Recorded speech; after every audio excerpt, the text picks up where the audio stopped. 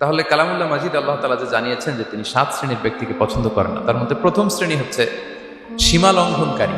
আরবিতে বলে আল মুআতাদুন। সীমা লঙ্ঘনকারী ব্যক্তিকে আল্লাহ তাআলা পছন্দ করেন না। লিমিট ক্রস করলে আল্লাহ তাআলা পছন্দ করেন না। লিমিটকে কেউ যদি ওভারস্টেপ করে, ক্রস করে, আল্লাহ তাআলা পছন্দ করেন না। কেউ নাফরমানি করলেই আযাব পাঠান, আল্লাহ অনেক সময় দেন, অনেক সময় দেন। শুধরে যাবার অনেক টাইম সে পায়, তারপরও যখন সে লিমিট ক্রস করে তখন আল্লাহ ধরেন।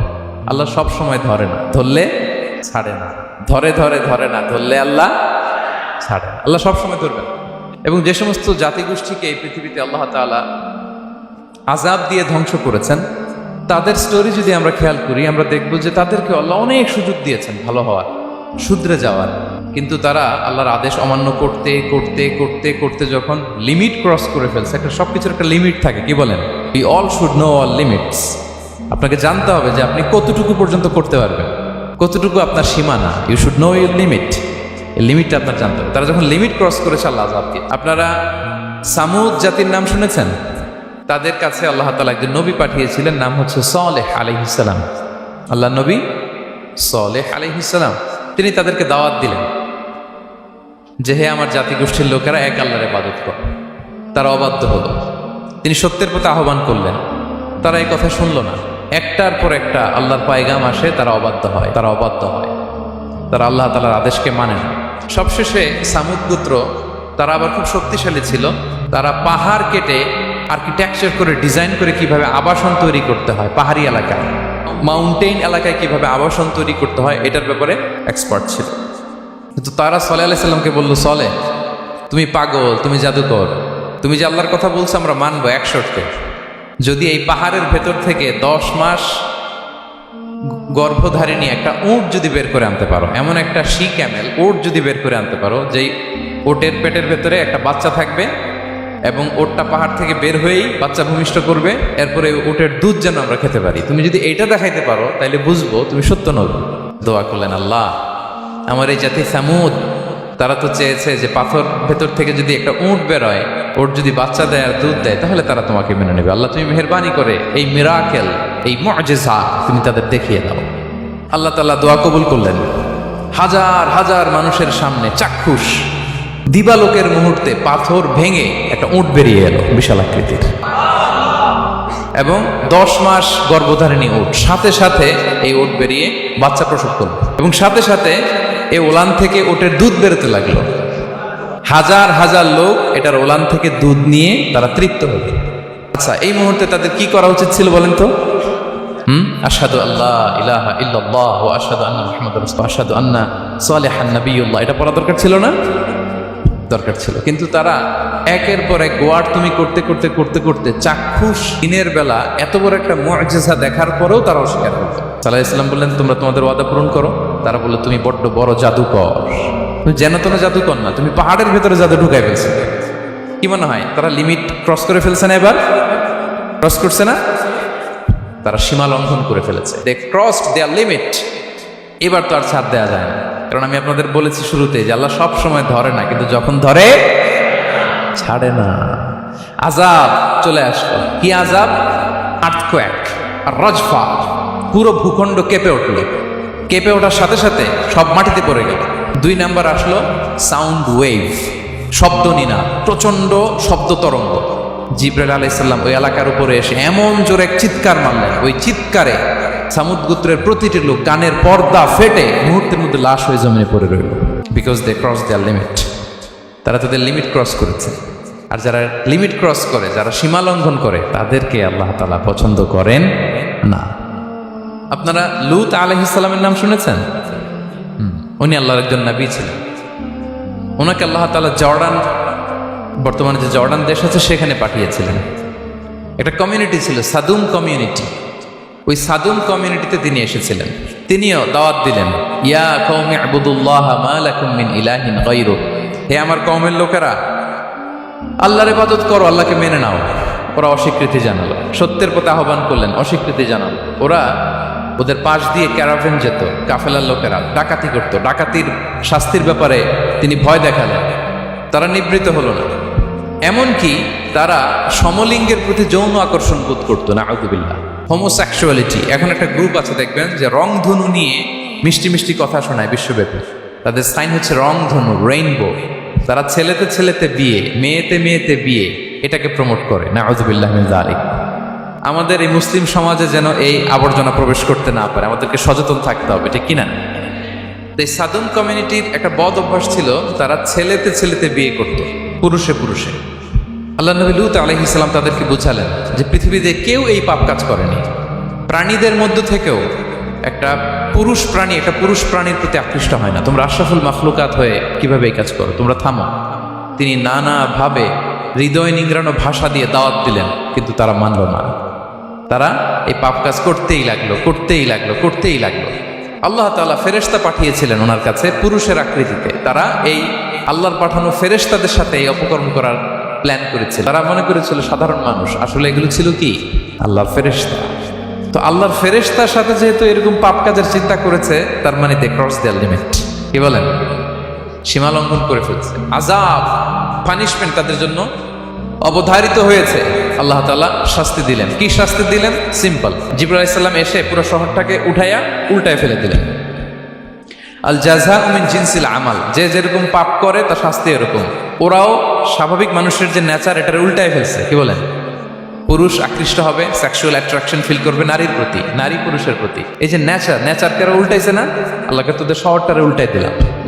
জিবরাইল আলাইহিস সালাম এসে পুরো সাদুম শহরটাকে আকাশে উঠিয়ে একটা আছাড় মারলেন, আপসাইড ডাউন। উপরের অংশ চলে গেল নিচে, সব মাটির অতল গহ্বরে। ফাজআলনা আলিয়াহা সাফিলাহা ওয়া আমতারনা আলাইহিম মিন সিজারাতিন মিন সিজিলিম মানদুদ। আল্লাহ বললেন উপরের অংশ নিচে নিয়ে নিলাম, পুরো শহরটারে উল্টে দিলাম, আর পাথর বৃষ্টি বর্ষণ করলাম, সব শেষ। ওই জায়গাটা আজও আছে, ওইটা জর্ডান এবং ইসরায়েলের সীমান্তে। এটাকে এখন বলে মৃত সাগর, আল বাহরুল মাইয়িত আরবিতে, ইংরেজিতে বলে ডেড সি। কি সি? Dead sea. মৃত সাগর কেন? কারণ ওখানে কোনো প্রাণী জন্মায় না। ওই সাগরে কোনো মাছ নাই, কোনো ব্যাঙ নাই, এমনকি কোনো শ্যাওলাও নাই। গজবের জায়গা। লবণের density at least 10 times more than the natural sea. সাধারণ সাগরের পানিতেই তো কত লবণ, আমরা মুখে নিলে রাখতে পারি এত লবণ। ওইটার চেয়ে কমপক্ষে 10 গুণ বেশি লবণাক্ত। গজবের জায়গা, আযাবের জায়গা। এবং আযাব কেন এসেছে? They cross their limit. তারা সীমা লঙ্ঘন করেছে। আর ইন্নাল্লাহা লা ইউহিব্বুল মু'তাদিন, আল্লাহ তাআলা সীমা লঙ্ঘনকারীকে পছন্দ করেন না।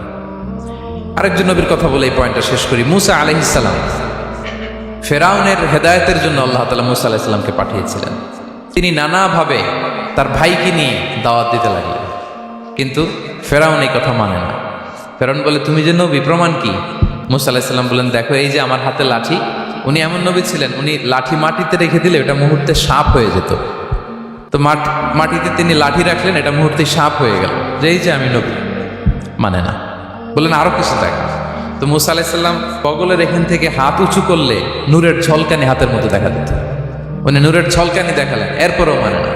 এরকম একটার পর একটা আল্লাহ নবী মূসা আলাইহিস সালাম মুআজিজা দেখাতে লাগলেন, কিন্তু ফেরাউন মানে না। শুধু মানে না এতটুকুই না, সবশেষে আল্লাহ নবী মূসা আলাইহিস সালামকে অ্যাসাসিনেশন, হত্যার পরিকল্পনা করলো তারা, যে বনি ইসরাইল, মূসা এবং মূসার অনুসারী যারা আছে দুনিয়া থেকে সরাই দিতে হবে। ধরো মূসারে, ধরো মূসার অনুসারীদেরও ধরো। ধাওয়া পাল্টা ধাওয়া শুরু হলো। আল্লাহ নবী মূসা আলাইহিস সালাম বনি ইসরাইলকে নিয়ে বাঁচার জন্য ছুটলেন। ছুটতে ছুটতে সামনে লোহিত সাগর। দেখেন, একে তো আল্লাহর বিধান মানে নাই, এরপরে একটার পর একটা মুআজিজা আসলো, সেটাও মানে নাই। এখন নবীরে হত্যার জন্য ছুটছে। কি মনে হয় সীমালঙ্ঘন হয়েছে? একটু হয়েছে না? অনেক। আল্লাহু আকবার। আল্লাহ বলেন, ফাআগরাকনাল আখারিন, আমি মূসা এবং বনি ইসরাইলকে বাঁচাই দিলাম, ফেরাউন সহ তার দলবলকে সাগরে ডুবাই মারলাম। শুধু ডুবাই মারে নাই, আল্লাহ বলে, ফাল ইয়াউমা নুনাজ্জিকা বিবাদানিকা লিতাকুনা লিমান খালফাকা আয়া।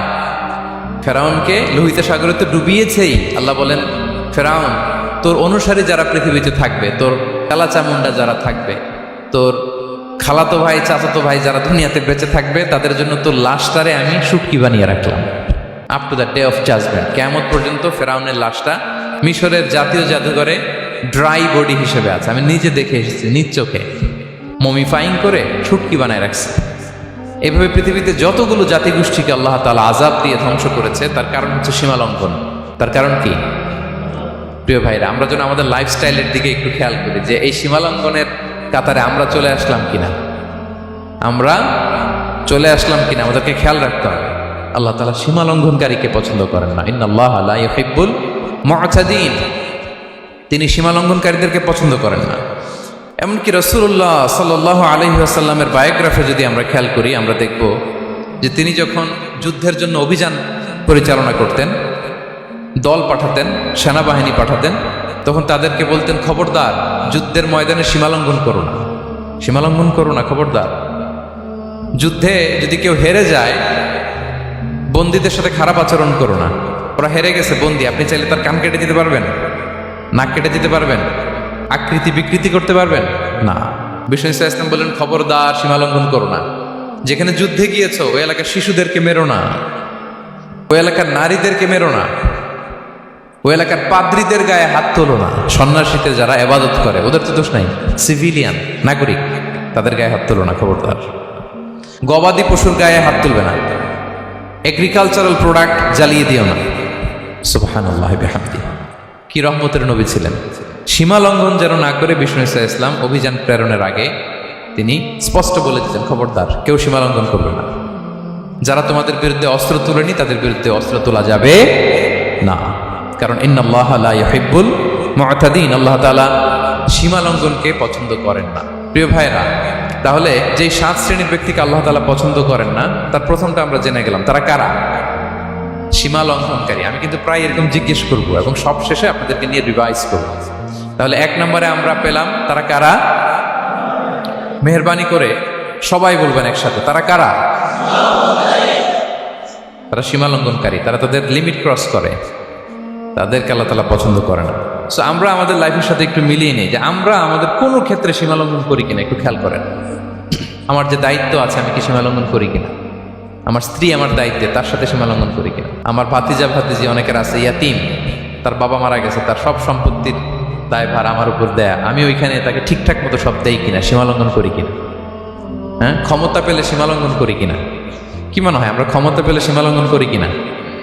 হ্যাঁ, করে করে হ্যাঁ, মানে যেইখানে ডাক্তারের কাছে যেয়ে বলে, ডাক্তার সাহেব আমার এইখানে ফোড়া, সারা দেহের যেই কোনো জায়গায় ধরতে পারেন, এইখানে ধরেন না, তো এইখানে না ধরলে ভালো হবে? ফোড়া যেইখানে, ট্রিটমেন্ট তো ওইখানে দিতে হবে, কি বলেন? রোগ যেখানে ওষুধও সীমালঙ্ঘন। দায়িত্ব পেলে আমরা সীমালঙ্ঘন করি। এমনকি আমরা যারা ইবাদত করি, অনেকে ইবাদতেও সীমালঙ্ঘন করি, ইবাদতেও না। ভারসাম্য থাকতে হবে, পরিমিতি বোধ থাকতে হবে। এবং মজার ব্যাপার হচ্ছে আল্লাহ তাআলা দোয়া এবং জিকিরের ক্ষেত্রে এই কথাটা উল্লেখ করেছেন যে তোমরা দোয়া জিকিরের ক্ষেত্রে সীমালঙ্ঘন করো না। আল্লাহ তাআলা বলেন, উদউ রাব্বাকুম তাদাররুআ ওয়া খুফিয়া ইন্নাহু লা ইউহিব্বুল মু'তাদিন। তোমরা আল্লাহকে ডাকো কেমন ভাবে? তাদাররুআ ওয়া খুফিয়া, সবিনয়ে গোপনে, সবিনয়ে ডাকো, চুপিসারে ডাকো, গোপনে গোপনে ডাকো, অল্প আওয়াজে ডাকো। কারণ কি? ইন্নাল্লাহা লা ইউহিব্বুল মু'তাদিন, আল্লাহ সীমালঙ্ঘনকারীদেরকে পছন্দ করেন না। তাহলে আপনি যদি দোয়া করেন আল্লাহর কাছে, যখন জিকির করবেন বিনীতভাবে, চুপিসারে, সবিনয়ে, বিষ্ণু ইসলাম যেভাবে শিখিয়েছেন ওইভাবে জিকির করবেন। নাকি জিকির করতে করতে মানুষের কাঁধে উঠবেন? উঠবেন না? ওঠে ওঠে, হ্যাঁ ওঠে।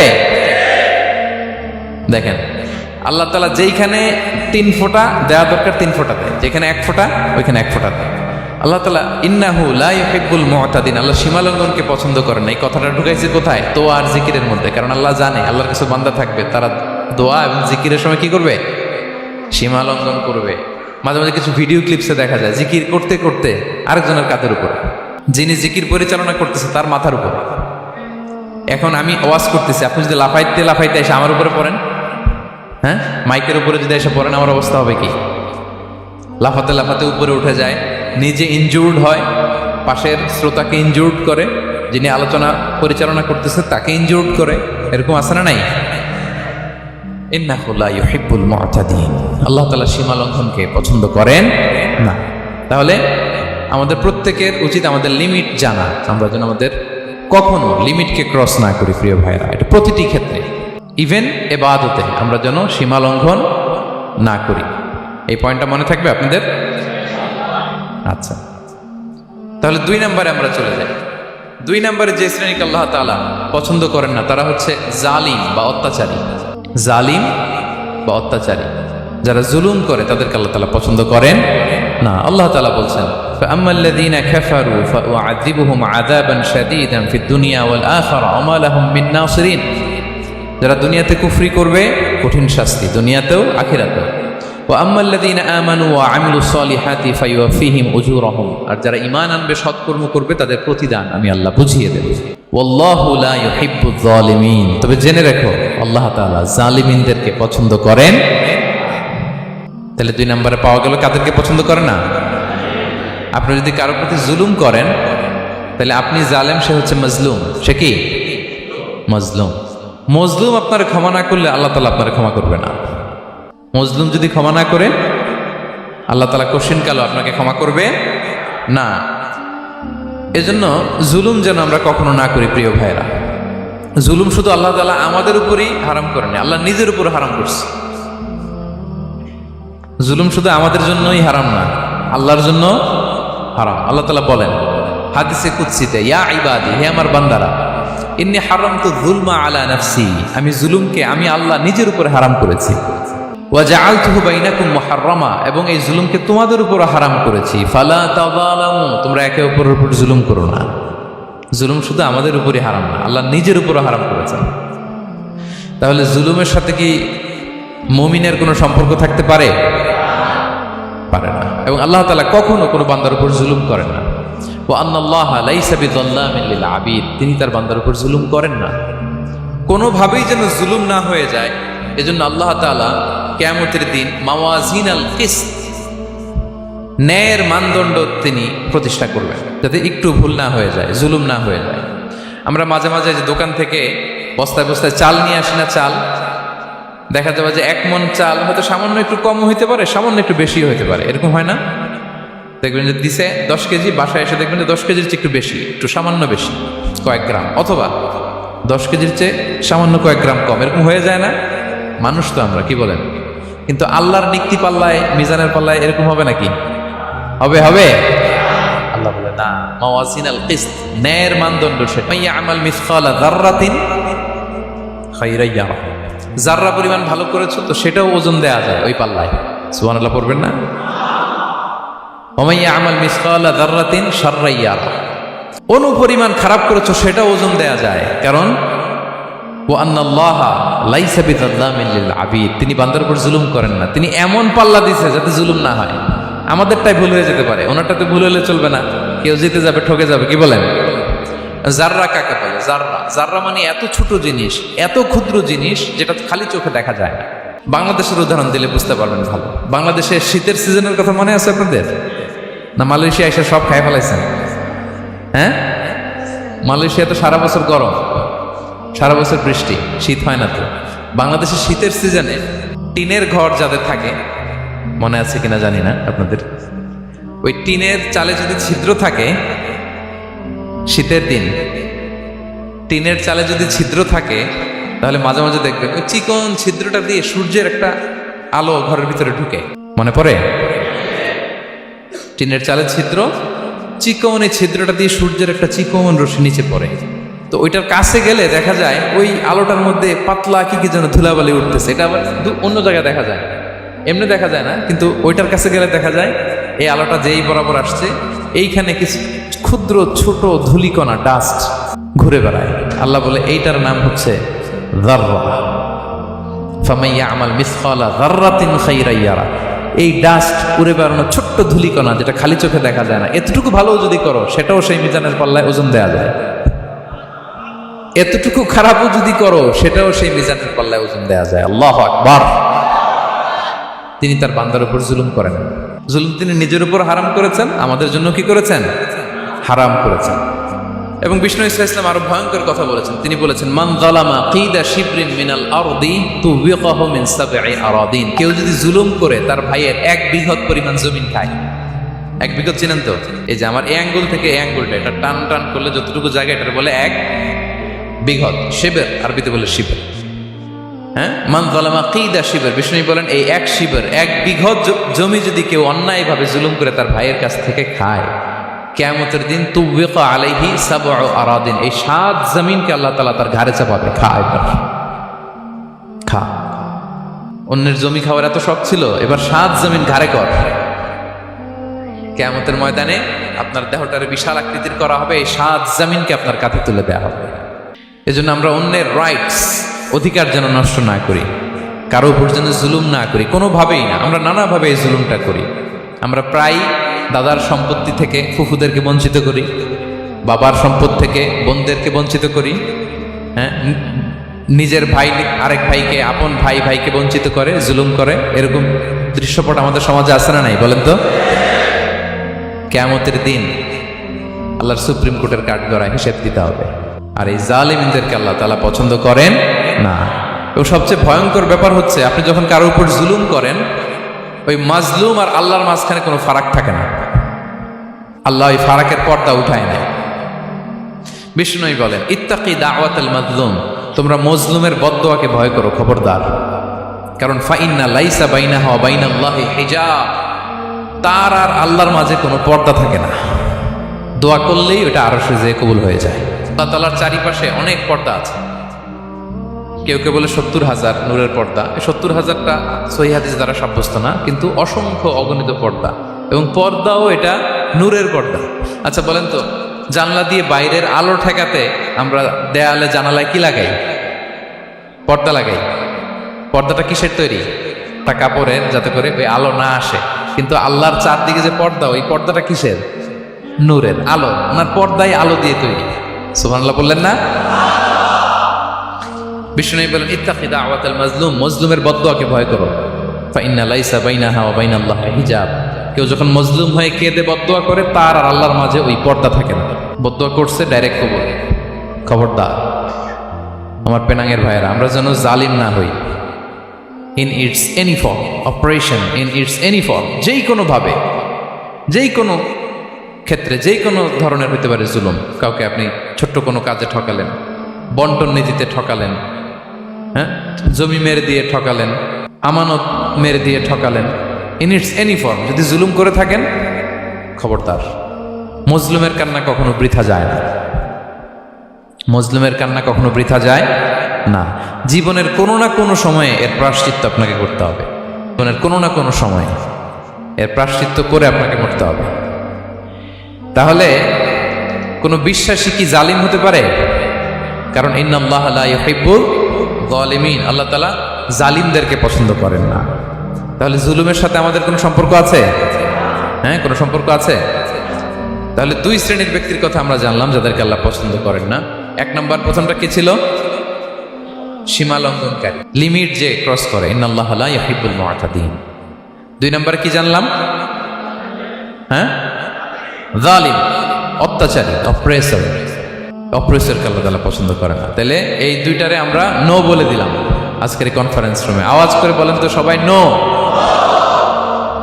এই লিমিট ক্রস আর জুলুম, নো, চলে গেছে, খালাস।